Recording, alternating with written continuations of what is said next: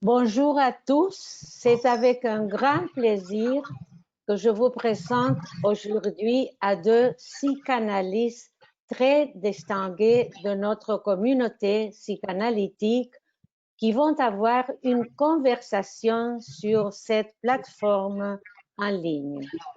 Giulia Kristeva et Dominique Scarfone.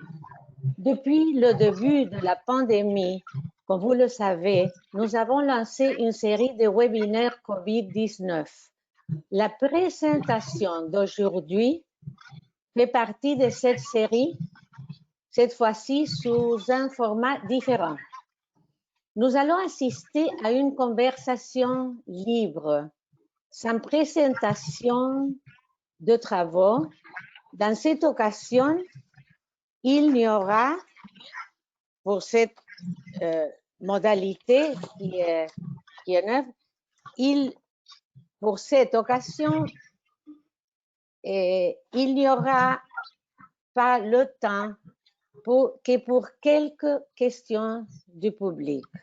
Dans tous les cas, vous pouvez les écrire sur le côté droit du panneau destiné aux questions depuis le début du webinaire.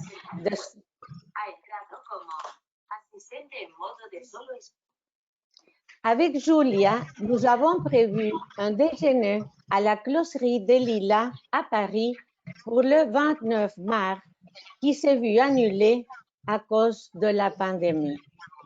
C'est l'histoire un peu de cette conversation d'aujourd'hui. Alors, on va se réunir aujourd'hui du sujet du COVID-19 en invitant à notre table à Dominique Scarfone, avec qui nous avons également partagé des espaces lors des congrès et des rencontres. J'ai imaginé cette rencontre comme une conversation entre collègues et je vous invite tous à nous rejoindre dans un climat de convivialité. Nous allons regretter les huîtres de la closerie, mais on gardera l'esprit de travail face à ce moment difficile où nous, en tant que psychanalystes, devons continuer à soutenir le processus de nos patients à distance pour le moment. Alors, selon notre lieu de vie, nous sommes à différents stades de la pandémie. Maintenant, c'est le tour de l'Amérique latine d'avoir un grand nombre de cas. À Buenos Aires, nous sommes dans un isolement obligatoire depuis plus de 3 mois, tandis que d'autres pays commencent déjà à ouvrir ses activités et ses espaces de vie. Je crois que où vous habitez, c'est comme ça. Ici, c'est complètement différent, le stade de la pandémie.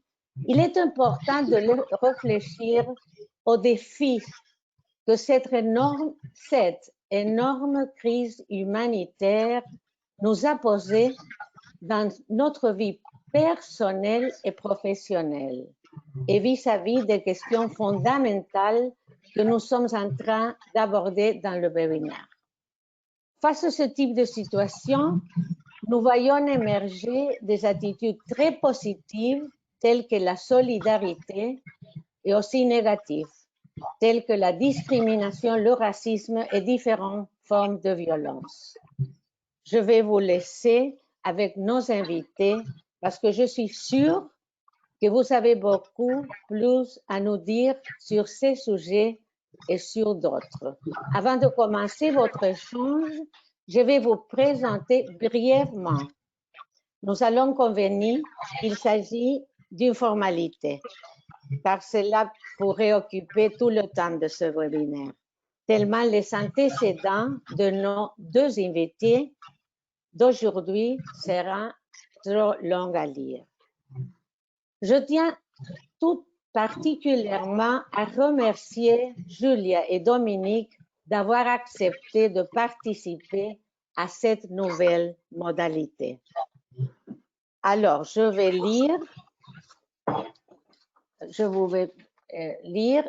Matthew, please, if we could see the slides. Oh, je m'excuse, ce webinaire serait un peu multilingual. Je vous lirai part de la biographie. Julia Kristeva est écrivain, psychanalyste et professeur émérite à l'Université Diderot, Paris 7. Elle est membre titulaire de la Société psychanalytique de Paris, SPP, et docteur honoris causa de nombreuses universités aux États-Unis, au Canada et en Europe. Commandeur de la Légion d'honneur, commandeur de l'Ordre national du mérite et premier lauréat du prix Holbert en décembre 2004. Kristeva a reçu le prix Hannah Arendt en décembre 2006, le prix Václav Havel en 2008.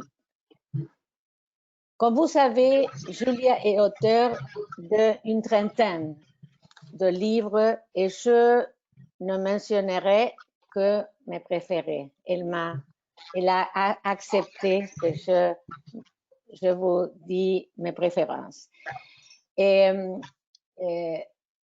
La révolution du langage poétique, Histoire d'amour, Soleil noir,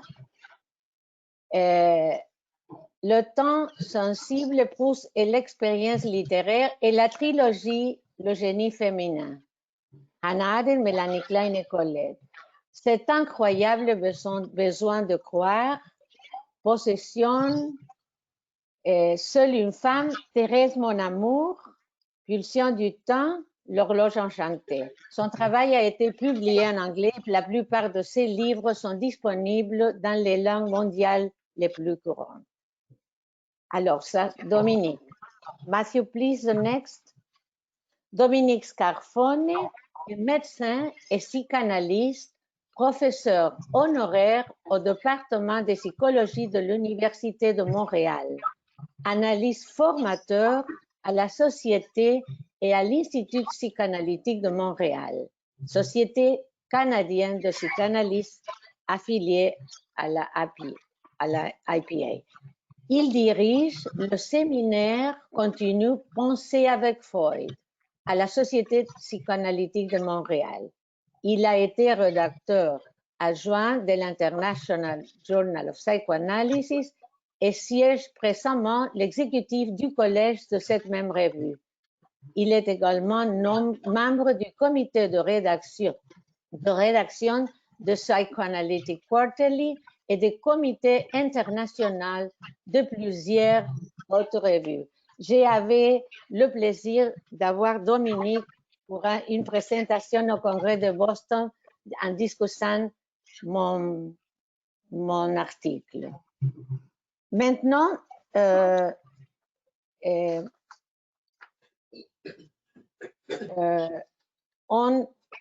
on commencera la conversation et je vous laisse avec de nombreux collègues qui vont faire part de la conversation. Merci Virginia. Comme on avait convenu que c'est moi qui amorcerai la conversation, je m'exécute.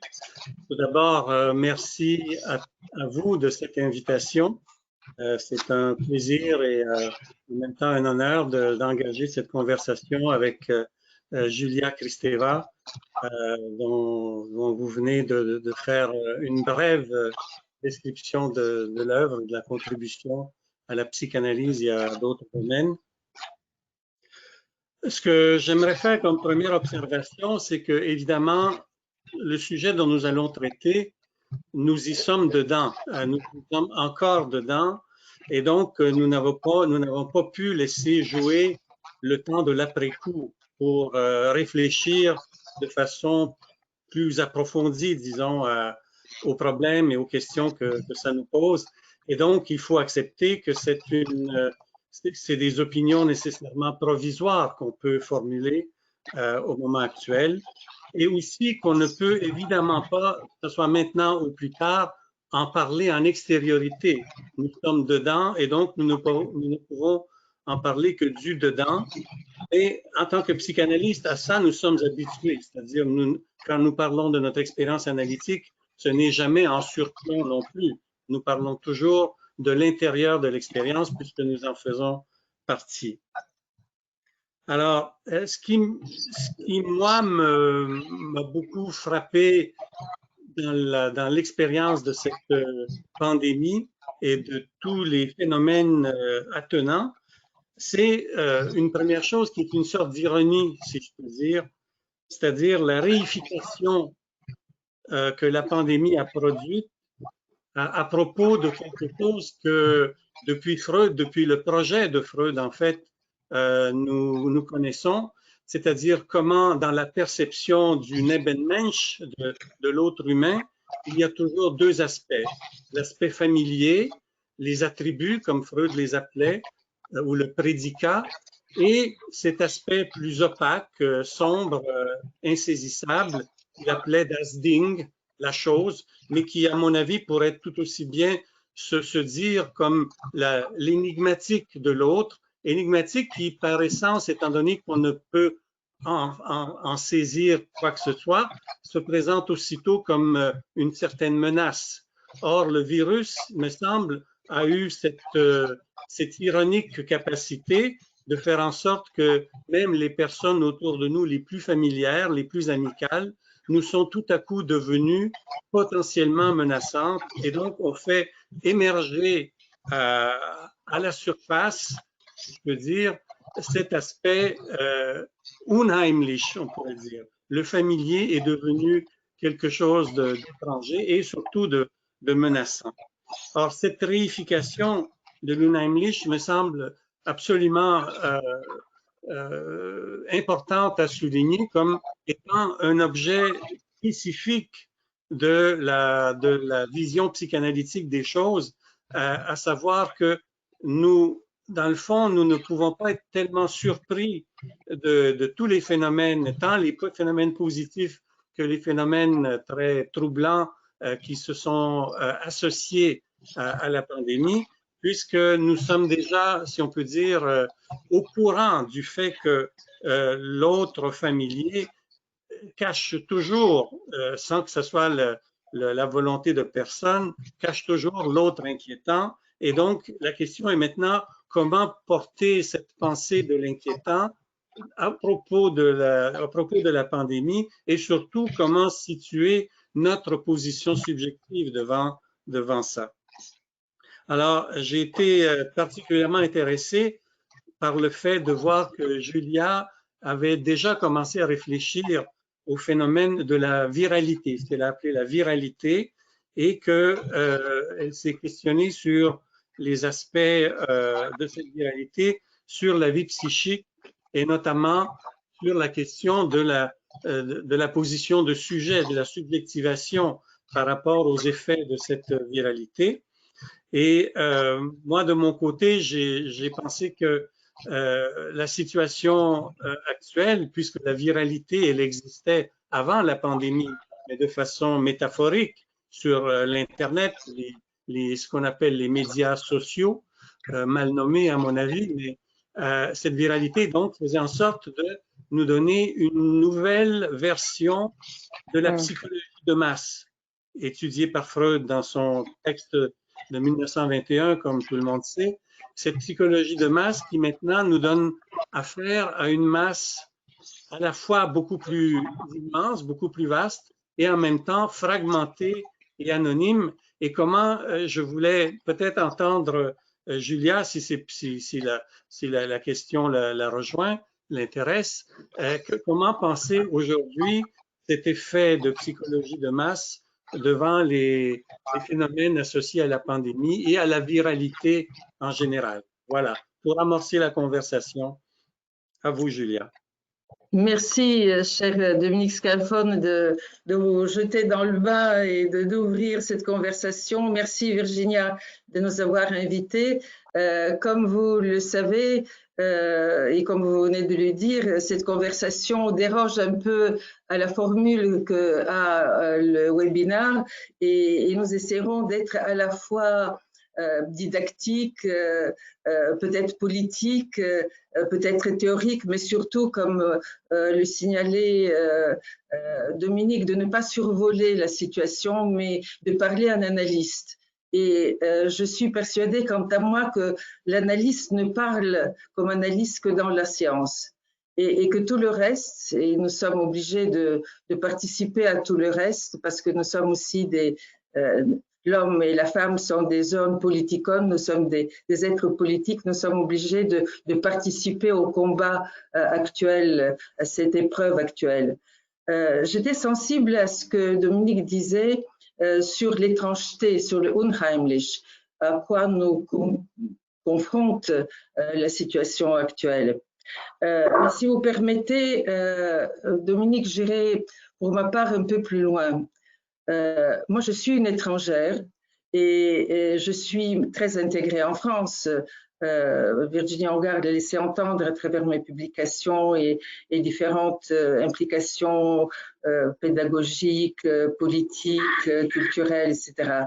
Mais dans la situation de la viralité, j'ai compris quelque chose que je savais déjà, mais qui m'a été révélé par mes patients et par cette espèce d'épreuve humaine que nous avons vécue. C'est-à-dire que je suis une survivante. Nous étions pendant cette période-là du confinement et encore actuellement dans cette variante du confinement qui est le déconfinement et qui nous confronte à d'autres circonstances, d'autres crises, nous sommes des survivants. Je le dis avec beaucoup d'intimité, pensant à mon expérience, mais aussi en pensant à mes analysants.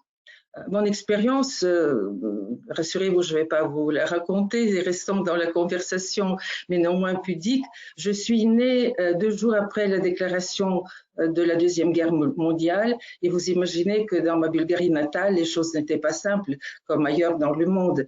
Mais une enfance qui est frappée par cet état de guerre a toujours été tout au long de mon adolescence aussi, qui était celle de la guerre froide, une survivance. Le fait de l'exil est aussi une survivance. Ce qui veut dire que l'état non seulement d'étrangeté, mais de menace de la vie, que la vie n'est pas certaine, qu'il peut y avoir des camps de concentration, il peut y avoir des exclusions qui vous mettent à mort, qui vous empêchent de penser, qui vous empêchent de vivre. Tout ça m'a souvent habité et j'ai essayé de le dire dans mon engagement comme psychanalyste, de l'entendre aussi chez mes patients et aussi de l'écrire. Alors, j'étais très, pas surprise, mais rassurée en préparant notre conversation et en lisant Malaise dans la civilisation par une phrase de Freud, dont chacun sait qu'il était un homme un peu triste, pulsion de mort, Freud secoué par l'existence tragique, etc. Et je vais vous lire comment il formule ce que c'est qu'une société. Il nous dit, je vais donner une brève formule pour l'évolution de la civilisation. Et il entend par civilisation non pas une création culturelle ou ethnique, mais l'humanité elle-même, l'hominisation, le fait de l'humain. C'est, je le cite, le combat de l'espèce humaine pour la vie. La civilisation, c'est le combat de l'espèce humaine pour la vie. Cette lutte est, somme toute, le contenu essentiel de la vie. Se battre pour la vie, eh bien, c'est quelque chose qui nous a sauté à la figure avec un moment extrêmement significatif de ce 21e siècle que nous vivons, où la viralité, et je reviendrai sur ce que vous disiez à la fin, Dominique, est devenue non pas quelque chose qui nous tombe de l'extérieur, en raison de l'hyperconnexion ou du développement orageux et outrancier de néocapitalisme et de la consommation et de menaces sur la terre. Cette viralité nous est venue de l'intérieur. L'agent pathogène est en nous. Je vais peut-être dire quelques mots sur cette notion de viralité que nous employons. Il y a encore quelques mois, dans notre monde anté-Covid, le virus, disséminé évidemment par l'informatique, était devenu une métaphore universelle.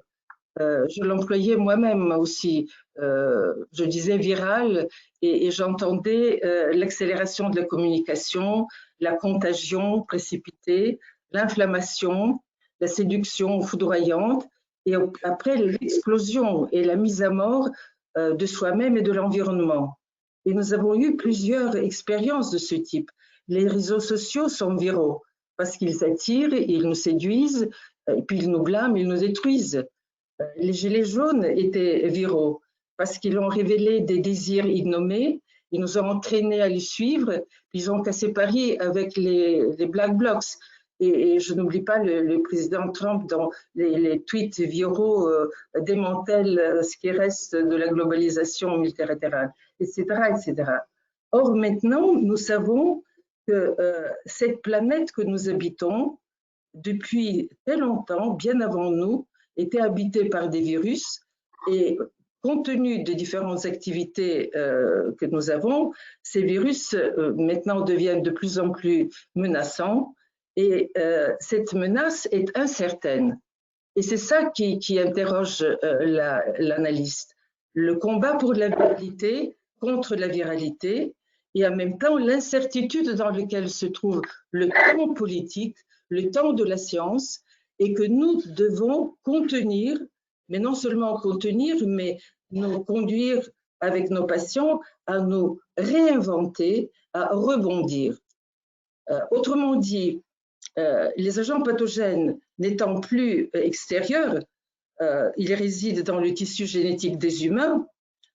Nous accusons les scientifiques et les politiques d'être incertains, mais c'est l'abyssale incertitude des frontières entre la vie et la mort qui nous apparaît. Et ceci va continuer. Le virus n'est pas fini, celui-ci qui nous intéresse, d'autres vont apparaître. Et notre engagement est comment nous préparer à vivre avec ces menaces présentes à l'intérieur de notre corps et avec lesquelles nous avons cohabité depuis des millénaires. Alors, cela suppose que la psychanalyse elle-même se réinvente. Et moi, je voudrais que nous essayions de charpenter notre conversation en nous orientant, si vous voulez bien, Dominique, vers deux pistes.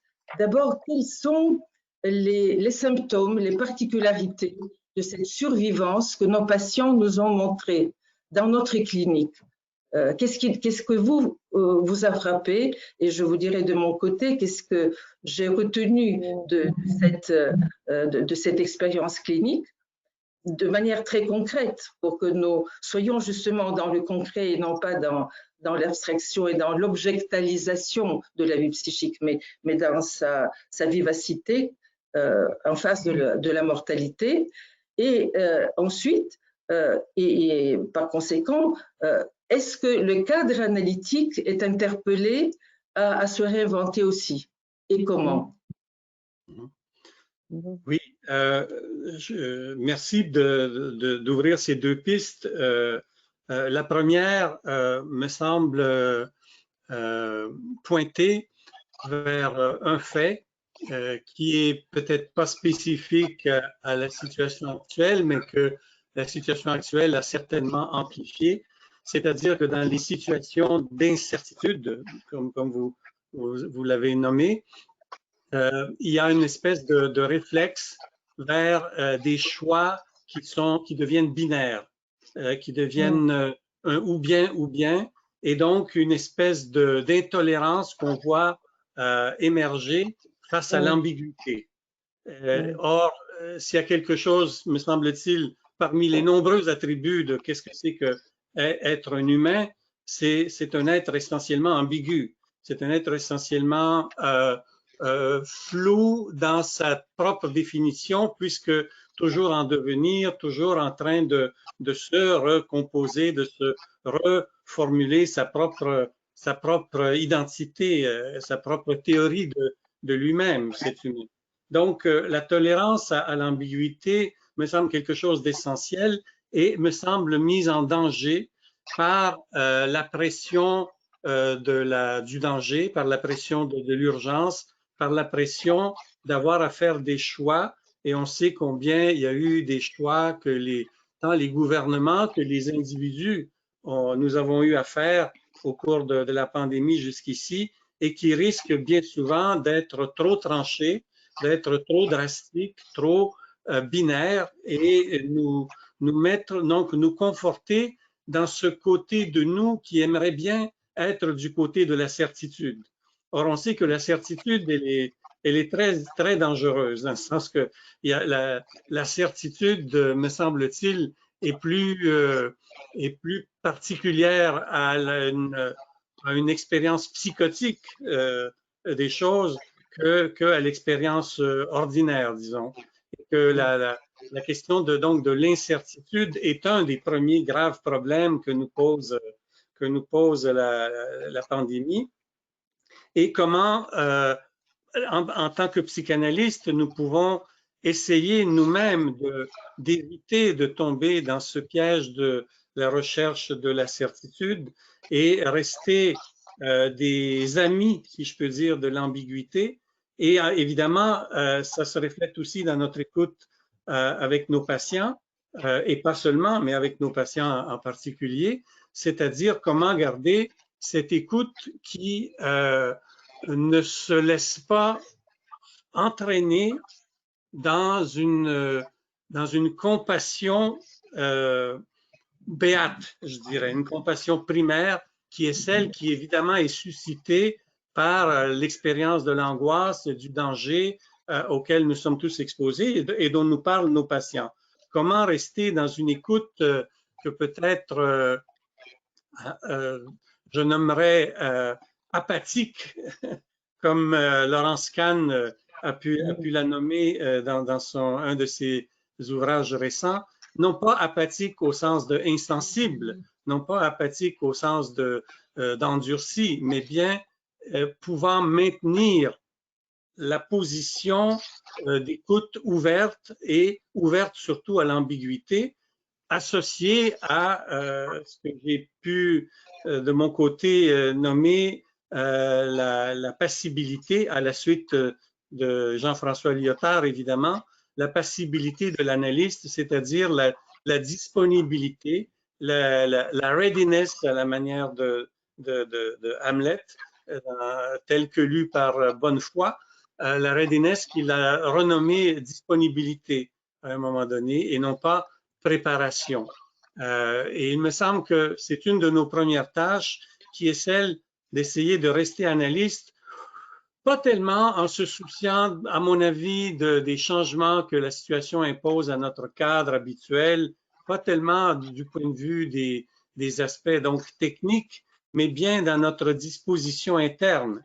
Parce que, comme vous le disiez très bien, la viralité, elle part de l'intérieur et que nous pouvons être tentés, vu les circonstances exceptionnelles, à laisser dériver, à laisser à la dérive, je dirais même, nos principes dans l'écoute psychanalytique et donc verser du côté de ce qui, sous le nom d'une certaine compassion, d'une certaine empathie, pourrait en fait réactiver de façon sournoise en nous le côté séducteur, le côté inhérent à la séance psychanalytique, le côté séducteur du dispositif analytique, mais qui serait à ce moment-ci on laisserait la bride sur le cou à cet animal séducteur de la séance analytique.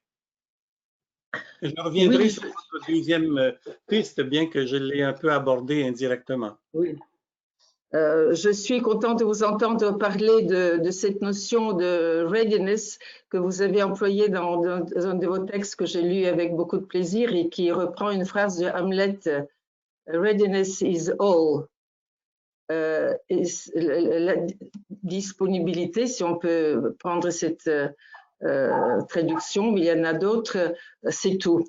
Et si vous vous souvenez bien, ce à quoi Hamlet est ready, est prêt, est disponible, c'est la mort. C'est la mort qui l'entoure, qui est dans l'humanité, mais que lui aussi ne refuse pas. Il est agent et victime. On retrouve l'ambiguïté dont vous parlez.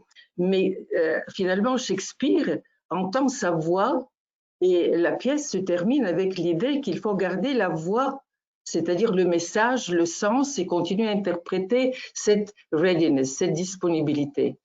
Et je pense en effet que dans un monde viral qui tend à devenir binaire pour se défendre, la psychanalyse occupe une position extrême, atopique, on va dire, à l'extérieur de ce duo viralité-binarisme. Et je crois que nous aurons beaucoup de comment dire, à la fois de courage, de travail et de mérite si on arrive à garder cette place que Freud nous a confiée avec cette idée que le combat, c'est le combat pour la vie. Alors, est-ce que ça demande une sorte de distance ou de l'empathie? Moi, je dirais de manière dialectique les deux. Et j'étais absolument frappée par je n'emploierai pas le terme de compassion, mais la proximité que demande la session analytique, fût-elle en télésciences ou en présentiel. Lorsque vous avez des gens qui vous parlent par téléphone ou en venant et qui sont masqués, qui sont avec des gels, qui ont des proches qui sont au bord de la mort et qui vivent avec cette menace de mort. Cela suppose un travail sur soi qui ne doit pas rester dans la distance seulement. Il pourrait reprendre la distance après avoir, je force le mot, épousé le désastre, le trauma. Il nous pose des traumas. Et ces traumas, si l'analyste ne les entend pas, vous avez le discours macropolitique des mesures, des statistiques, de l'économie, et le centre de l'humain qui a été révélé par cette épreuve, c'est-à-dire l'humain dans sa singularité, vous le ratez, vous psychanalystes, nous psychanalystes. Donc soyons d'abord à la hauteur du trauma. Et pour ça, il faut se donner à fond. Il ne faut pas écouter avec l'aube de son oreille. Il faut écouter avec l'ensemble de ses chairs. Je me souviens quand je me préparais pour être analyste, de Musan disait « Nous analysons quel est l'organe de l'analyste, ce sont ses zones érogènes. » Oui, mais ça ne suffit pas. L'analyste analyse avec toutes ses chairs. Et si on ne les met pas à l'écoute de ce que nous raconte le patient, il n'y a qu'à faire de la diplomatie ou de l'humanitaire ou de la pharmacie. Mais la vocation analytique est cette coprésence au trauma. Et sans ça, nous ne sommes pas à la hauteur du phénomène. Moi, je vous demandais quel type, vous nous direz dans la suite de notre conversation, quel type de phénomènes psychiques nous ont frappés pendant cette période. Évidemment, nous entendons tout, mais il y a un bruit. Ce qui m'a frappé, moi, si je dois résumer quelques-uns des patients qui m'ont parlé, c'est la solitude. Est-ce que vous entendez des bruits? Moi, j'entends quelque chose. Il y avait un écho, mais je crois que... On va faire attention. D'accord. Oui, c'est la solitude, mais qui est une solitude déjà préparée par la situation pré-virale. C'est la solitude de l'internaute qui se croyait connecté, mais qui était isolé. Il ne suffit pas d'être connecté pour ne pas être isolé. Et c'est cette solitude, se retrouvant dans le cadre familial où d'autres isolations apparaissent, est devenue extrêmement toxique. C'est la mousse de l'effondrement psychique qui devient toxique et qui essaye d'exploser sous une forme qui brise les cadres du collectif dans lequel on est. Donc, c'est cette solitude toxique en mousse, parce que fragmentée, pas consciente d'elle-même, qui vous échappe et qui vous saute à la figure, qu'ils essayaient de nous communiquer et que l'analyste que je suis, que j'étais pendant cette séance, a pu capter. Et l'autre, mais ça va dans le même sens, c'est ce que j'appellerais le noyau phobique central. Et ça me fait penser à un travail, ce noyau phobique central est associé par certains collègues. Je suis en train de relire le travail de Ilse et Robert Barrand sur les perversions que nous allons republier dans la Revue française de psychanalyse, où ils parlent du rapport qu'il y a, et pour Freud aussi, mais c'est moins direct, on l'entend dans Moïse et le monothéisme, entre cette position phobique centrale et la néothénie, c'est-à-dire le fait que nous sommes nés inachevés et qu'il y a une sorte de fragilité co-substantielle, coexistentielle à l'être humain. Face à la maladie, face à l'épidémie, c'est cette néothénie, cette fragilité de l'humain qui, par la régression, s'est livré à l'analyste. Et moi j'ai essayé de l'entendre. C'est-à-dire que notre finitude d'humain nous fait penser au fait que nous sommes fragiles, que nous sommes infantiles, et cette dépendance de l'infantile s'est manifestée sous la forme d'une sorte d'inexistence, d'effondrement non pas mélancolique, d'effondrement phobique. Et je pense qu'on va aborder à partir de là peut-être ce que notre clinique a eu de particulier, à savoir d'écouter au téléphone, de ne pas voir et de ne pas recevoir, mais d'écouter ceux qui, étant dans une solitude explosive ou dans une phobie de désintégration, ont quand même accepté de nous parler. Moi, j'avais l'impression, avec le téléphone à côté auprès du patient, soit sur un lit, soit sur une chaise, et moi l'écoutant sur le mien, de ne pas avoir un objet, comment pourrait-on dire, technique, quelque chose qui serait un outil de protection, un geste de protection comme ça artificiel, mais au contraire une membrane qui nous permet d'entrer par la voix du patient et par mon écoute dans ce trauma et d'essayer de l'entendre.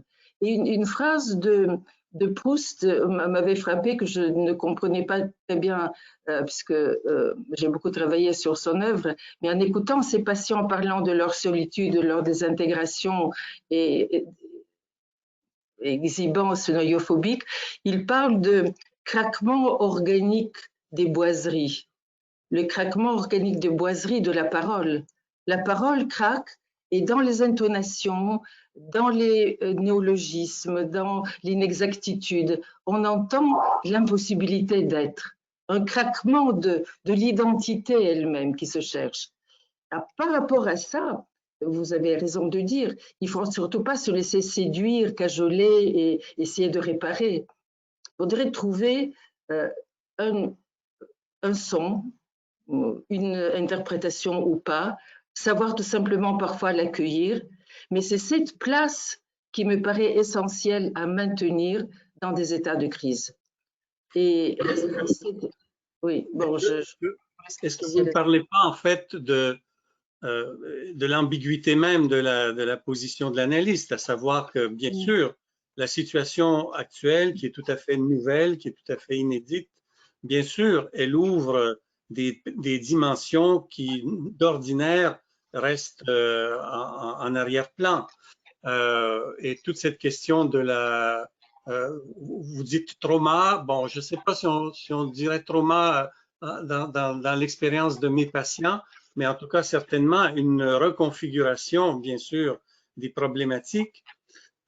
Et je pense que la disponibilité ou la passibilité dont je parle fait tout à fait appel à ce que vous avez très bien nommé, le fait d'écouter avec sa chair. Et vous avez d'ailleurs parlé aussi de la chair des mots. Et il me semble que ça, c'est important, cette incarnation de l'expérience analytique qui n'est pas une expérience abstraite au sens banal du terme, comme on a tendance à l'imaginer, ou intellectuelle.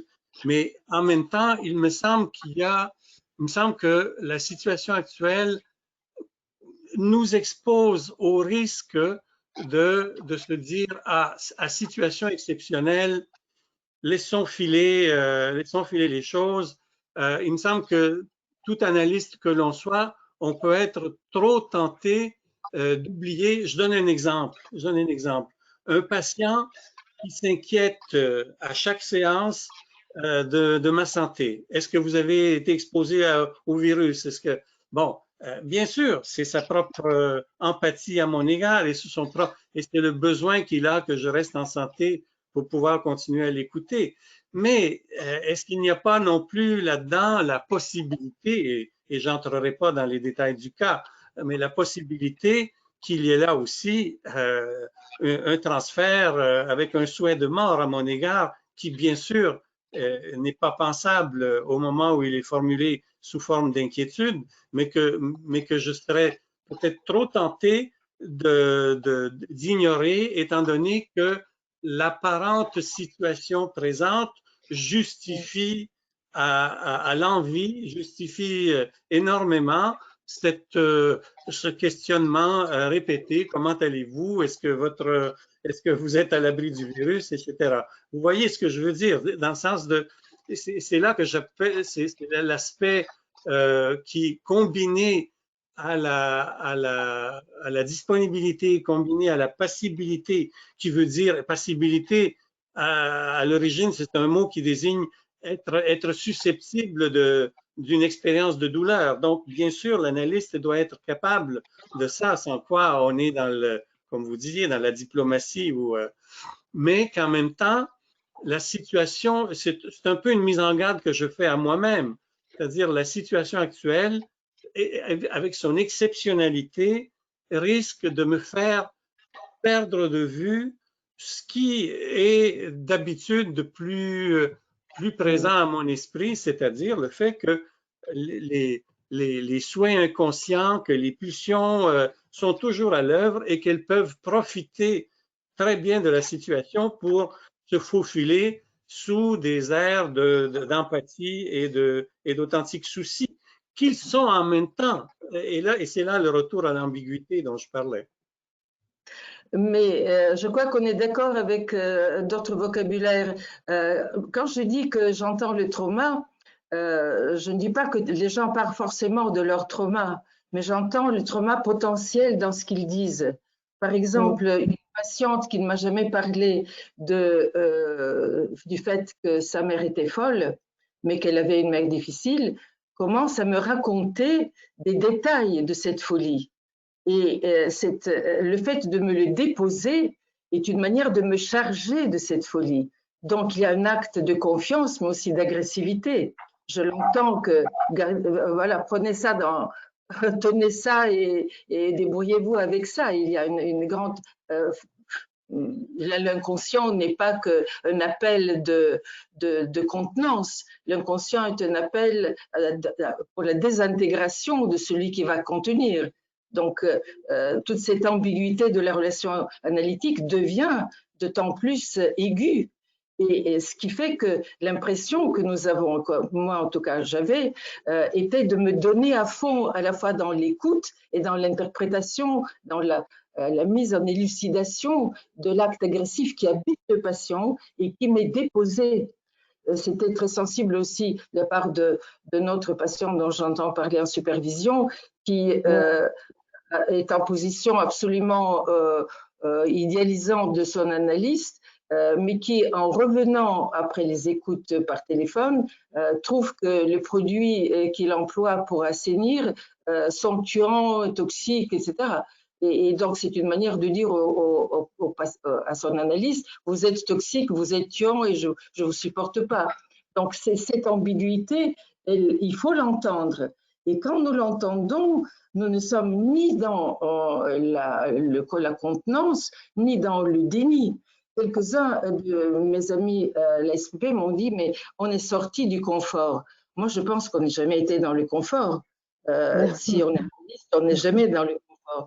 Mais là, il y avait un appel à la vitalité de l'analyste, à sa capacité de s'identifier avec le trauma et de la traverser, que Freud nous demande quand il nous dit le combat de l'espèce humaine pour la vie.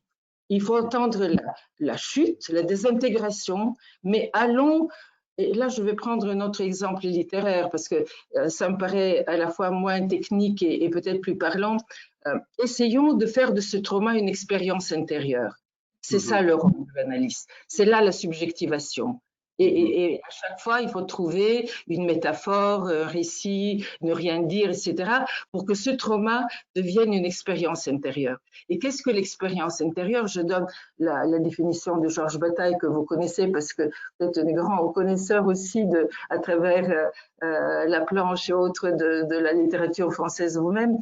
C'est l'approbation de la vie jusque dans la mort. L'expérience, l'approbation de la vie jusque dans la mort. Et ça suppose quoi, dit Bataille? Ça suppose une contestation permanente. Il faudrait que nous entendions quand le patient parle, y compris quand il se plaint, ou quand il nous complimente, ou quand il nous attaque, que c'est une contestation qu'il nous amène. Parce que ces gens qui sont... Je vais faire une apologie de l'analyse dans ce monde viral. Quand quelqu'un accepte de faire une analyse, c'est qu'il conteste son repli sur soi, il conteste les modèles qu'on lui donne, et il nous demande de trouver d'autres modèles, c'est-à-dire des modèles ouverts.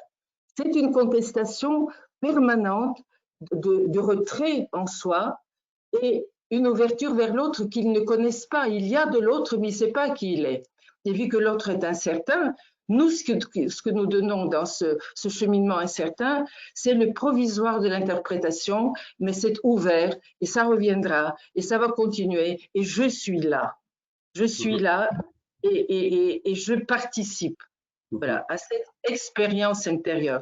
Je pense que c'est la leçon, en tout cas pour moi, de cette expérience que le Covid nous a imposée. Et la psychanalyse est dans un lieu privilégié. Essayons d'être à la hauteur de cela. Alors, ce que je disais à propos de la technique, je pensais plutôt au débat que nous avons entre est-ce qu'il faut accepter de faire ce travail-là par téléphone.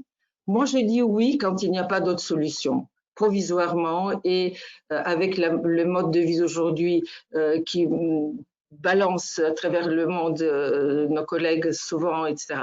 Mais essayons de voir aussi le côté agressif de cette utilisation, interprétons-le et surtout n'abandonnons jamais le présentiel. L'analyse se fait par le présentiel. C'est-à-dire qu'il faudrait maintenir le cadre parce que j'analyse avec la chair des mots, mais avec tous mes sens. Louis, Colette le disait, le plus abstrait, le plus intellectuel des sens. La voix est très corporelle, mais ça ne suffit pas. La position, les gestes, nous que nous voyons maintenant, nous communiquons mieux que par SMS, l'odeur du cabinet et la sensation qui contient la désintégration, qui est l'élément contrephobique, pas seulement contenant, mais poussant la phobie vers une incarnation nouvelle, donc vers une transformation, vers une interprétation à travers le corps de l'autre. Vous voyez, moi qui suis lacanienne, je suis pour le lacanisme incarné. C'est par le corps de l'autre que passe le signifiant. Donc, maintenons le présentiel à tout prix et que le reste devient possible. Il ne faut pas diaboliser le remote analysis, mais que ce soit un pis-aller et qu'on essaye de voir de deux côtés l'éclipse de l'humain et la possibilité de survie. Je vous suis tout à fait là-dessus et je me disais que, comme pour toute autre chose, la pandémie a été un amplificateur, a été quelque chose qui a mis à plus fort grossissement la caricature de communication qui était devenue, ce qui est devenu et qui est encore toutes ces possibilités techniques par Internet et autres. et que si on peut espérer quelque chose de cette expérience, c'est le désir qui se manifeste dans d'autres domaines que le nôtre aussi, le désir de revenir à quelque chose de plus simple, de plus proche, y compris même au niveau de la consommation, par exemple, en se rendant compte que la globalisation, les fruits et légumes qui nous viennent de l'autre côté de la planète, que c'est peut-être pas la meilleure idée au monde, et que la proximité et donc l'expérience du voisinage est beaucoup plus fondamentale, beaucoup plus essentielle qu'on était porté à le penser quand tout apparemment allait relativement bien. Et donc, qu'il y a ce nouveau visage de la corporéité, parce qu'il s'agit, comme vous dites très bien, de faire jouer toutes les dimensions sensorielles de l'expérience analytique et en même temps de nous confronter à la présence du corps comme comportant le risque de cette présence qui est évité. Il y a un aspect contraphobique, je pense que vous mentionniez, qui est dans la relation à distance, c'est qu'il y a moins de danger de passage à l'acte corporel, je dirais. Et donc, il y a une espèce d'évitement là du danger qui doit pourtant être constamment présent pour que quelque chose du drame psychanalytique, si je peux l'appeler comme ça, prennent corps et prennent vraiment des dimensions suffisamment fortes pour non seulement nous inquiéter, mais surtout nous inciter à voir combien nous sommes engagés dans la relation transférentielle. Alors, c'est sûr que la décorporéisation, si je peux dire ça comme ça, que nous procure l'analyse à distance est un vrai problème. On peut continuer comme un pis-aller, comme vous dites, on peut continuer et dans certaines situations, même en dehors de la pandémie, il est possible qu'on soit obligé de faire l'analyse à distance. Je pense à une collègue américaine qui a fait une magnifique présentation il y a 2 ans à Chicago où elle parle d'une analyse avec un patient qu'elle a commencé à voir aux États-Unis, mais qui a ensuite dû retourner dans son pays en Inde. Et le patient voulait absolument continuer. Alors, elle fait depuis une analyse à distance, à longue distance. Le patient revient de temps en temps aux États-Unis et la rencontre, mais essentiellement, ça se passe à cette distance. Et pourtant, il semble bien y avoir quelque chose d'un processus analytique qui se déroule tout à fait bien. Donc, je dis, ça se peut aussi en temps normal, mais qu'évidemment, la plupart du temps, il faut tenir compte de cette présence corporelle avec tout ce qu'elle interroge au-delà du langage aussi, hein, parce que le corps ne peut pas se réduire au langage et que l'expérience analytique à distance risque trop de nous faire nous en tenir. Oui, le grain de la voix continue à être présent, mais ça risque trop de nous faire nous en tenir à la seule parole et à oublier l'importance de cette présence non langagière qui peut être à la fois séductrice, mais aussi inquiétante de ce corps qui ne se laisse pas totalement traduire en langage. Et donc, il me semble qu'effectivement, je vous suis tout à fait de ce point de vue-là.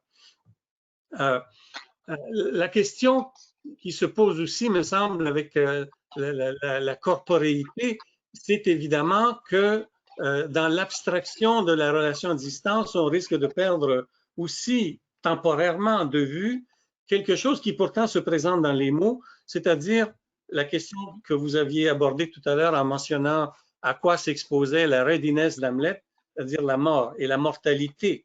Hein, vous avez mentionné dans une conversation précédente qu'on a eue comment c'est la passagèreté dont il faut aussi se préoccuper. Et j'aimerais vous entendre un peu là-dessus.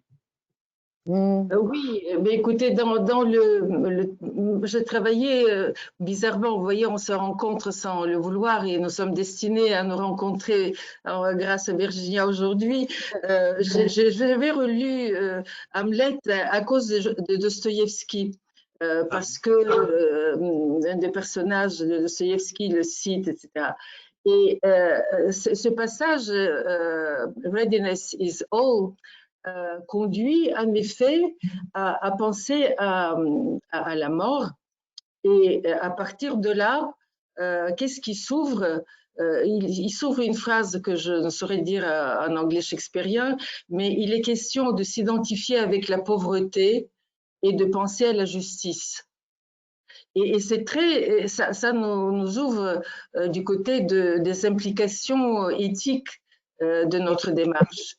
Et je dis qu'il n'y a pas de politique de la psychanalyse, mais la psychanalyse est dans le politique. Et quand nous travaillons sur cette subjectivation,